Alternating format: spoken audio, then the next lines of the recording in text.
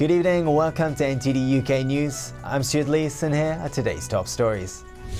The UK slaps sanctions on foreign officials and businessmen in the first use of a new power to fight human rights abuses and corruption abroad.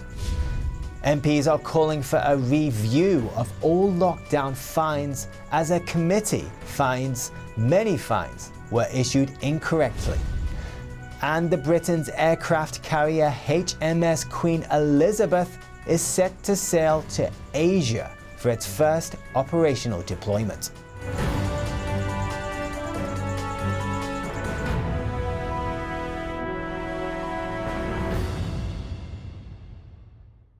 The UK sanctions 22 people involved in serious corruption, including 14 Russians. It's the first time the UK used its new anti-corruption powers. Here's NTD's Jane Well with more. The UK Foreign Secretary confirming to Parliament on Monday new sanctions targeting international corruption. These people have caused untold damage, untold hardship on the countries and the communities which they exploited for their own predatory greed. So today we send a clear message. Those sanctioned today are not welcome in the UK. They will not be able to use British bank accounts or businesses to give their illicit actions some veneer of respectability because their assets will be frozen. And I can tell the House that more designations will follow in due course based on the policy note as well as the legal criteria that we've set out and assessed against the evidence. People hit by the UK's asset freezes and travel bans include 14 Russian nationals who were involved in a corruption scheme worth £165 million, as well as 3 South Africans, a Sudanese businessman, and 3 individuals accused of supporting a huge drugs trafficking cartel. One of those was also sanctioned by the US on the same day.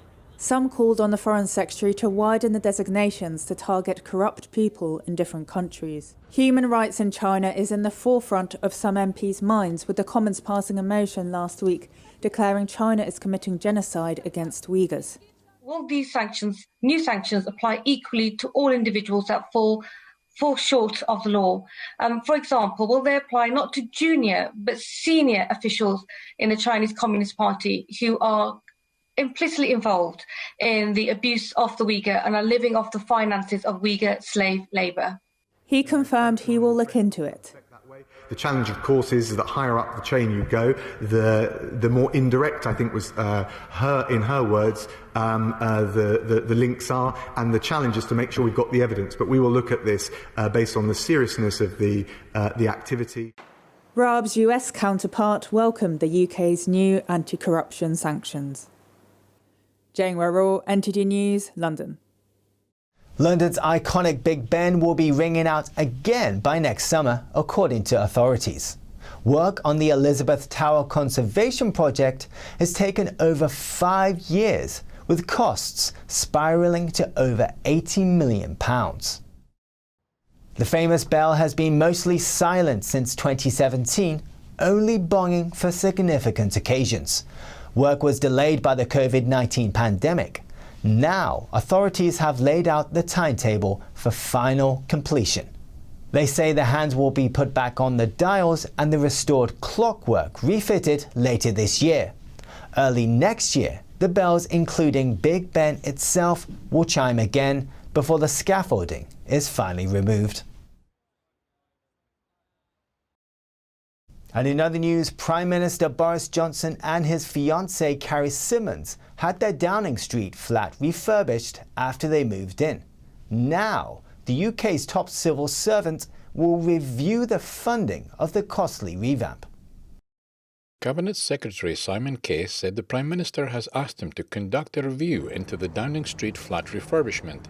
He told the Commons Public Administration and Constitutional Affairs Committee the review will take only a matter of weeks. The Prime Minister's asked me to conduct a review into how this has been done and asked that I share the details of those conclusions with the committee.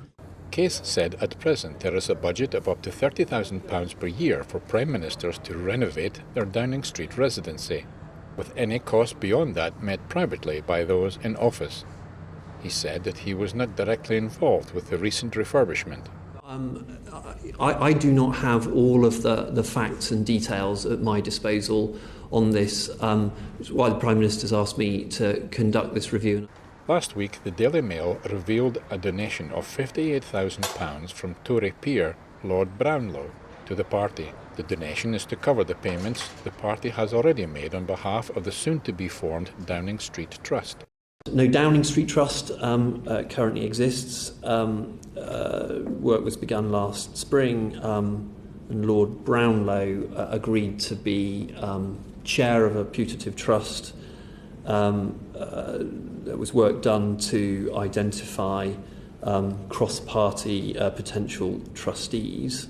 Prime Minister Boris Johnson's former aide Dominic Cummings has said the Prime Minister wanted donors to secretly pay for the work. A Downing Street spokesman said that the costs of wider refurbishment have been met by the Prime Minister personally. MPs urge the government to review every fine issued under the Covid-19 lockdown rules. They say the system is muddled, discriminatory and unfair. In a new report, the Joint Committee on Human Rights expressed significant concerns over the so-called fixed penalty notices, or FPNs. Since March 2020, police issued more than 85,000 FPNs.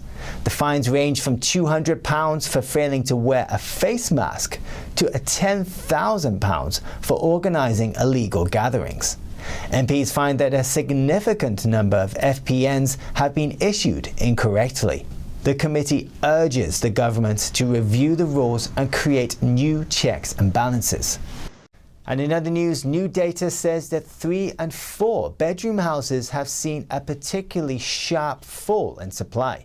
This comes amid strong demand for properties in the first 15 weeks of this year. NTD's Patrick Hayden takes a look. Nearly £150 billion worth of home sales took place across the UK in the first 15 weeks of this year. This is nearly double the value of homes sold in the same period in 2020 and 2019. Property website Zoopla finds that strong activity is eroding the supply of homes available. Zoopla says that the number of homes on the market not under offer was 30% down in April compared to normal times, normal years being 2017 to 2019. 3- and 4-bedroom houses have seen the sharpest drop in supply. 4-bedroom houses by region looks like this. 58% in Scotland and in England, 44% in the southwest, 42% in the northwest and 40% in the southeast. Zoopla says Glasgow, Bristol, Nottingham, Stoke and Middlesbrough are particularly busy sales markets. And Manchester, Liverpool, Leeds, Nottingham and Leicester are registering particularly strong house price growth. That's more than 5% year on year. Government support for house purchases is helping stimulate the market, but also driving up prices. Patrick Hayden, NTD News, London. A college in Crawley, Sussex remains closed today while local officers investigate a shooting incident that took place yesterday afternoon. Sussex police arrested an 18-year-old man on the scene after responding to reports of gunshots. Police say they are not looking for anyone else in connection with the incident. Police said they received multiple calls about the sound of gunshots on Monday around 3:10 in the afternoon.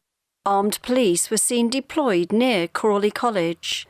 Students and staff were evacuated from buildings while police carried out a search. Sussex police said an 18-year-old man from Crawley was detained. Police recovered a firearm and a knife. 2 staff members at the college sustained minor injuries, but not gunshot wounds. Police say it is not being treated as a terrorist incident. Britain has spent billions of pounds on brand new aircraft carriers. Now, one of them is ready to have its first operational deployment.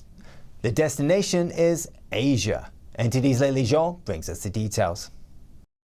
The UK's largest signal of maritime and air power in a generation will set sail next month as the aircraft carrier HMS Queen Elizabeth departs for its first operational deployment. The £3 billion warship, with 8 RAF F-35B stealth fighter jets on board, will depart for Asia, accompanied by 6 Royal Navy ships, a submarine, 14 naval helicopters, and a company of Royal Marines. At 65,000 tonnes, HMS Queen Elizabeth and her sister ship HMS Prince of Wales are the most powerful surface ships ever constructed in Britain. Longer than Parliament and taller than Nelson's Column, she has a range of more than 10,000 nautical miles and can fly 72 fast-jet sorties per day. The carrier strike group will also include the US destroyer USS The Sullivans and the Dutch frigate HNLMS Everton. The group will carry out visits to India, Japan, South Korea and Singapore. The deployment will see the units of the strike group visiting over 40 countries and undertaking over 70 engagements, visits, air exercises and operations. Critically, these events will provide excellent opportunities for the UK to develop new and existing trade and political links, particularly in the Indo-Pacific. The government's integrated review into foreign, defence, security and development policy says the UK will invest in enhanced China-facing capabilities. Wallace says the UK will stand up for its values and stand up for people who can't stand up for themselves. We are not going to the other side of the world to be provocative. We will sail through the South China Sea. We will be confident but not confrontational. Sea power expert Dr. Siddharth Kaushal from the Royal United Service Institute says the deployment is a part of a broader tilt towards the Indo-Pacific region. But what the deployment of the CSG, as well as sort of deepening defense engagement with key regional powers does represent is a greater emphasis being placed on regions that previously had been sort of placed beyond the remit of British security thinking. Prior to leaving the UK, the CSG will take part in a major exercise, Strike Warrior, off the coast of Scotland before departing for the Mediterranean. Lily Zhou, NTD News. A woman who was sacked after claiming people cannot change their biological sex insists her views are a material reality. She spoke at an employment appeal tribunal today. Her employer did not renew Maya Forstatter's contract in March 2019 after she posted tweets opposing government proposals to reform the Gender Recognition Act. Her QC says she believes that biological sex is real, important and immutable and not to be conflated with gender identity. Forstatter sees her dismissal as discrimination against her beliefs. The Employment Appeal Tribunal is expected to last 2 days. Still to come, the International Olympic Committee bans athletes from protesting during the Games, including kneeling or raising a fist. Find out more about that when we return.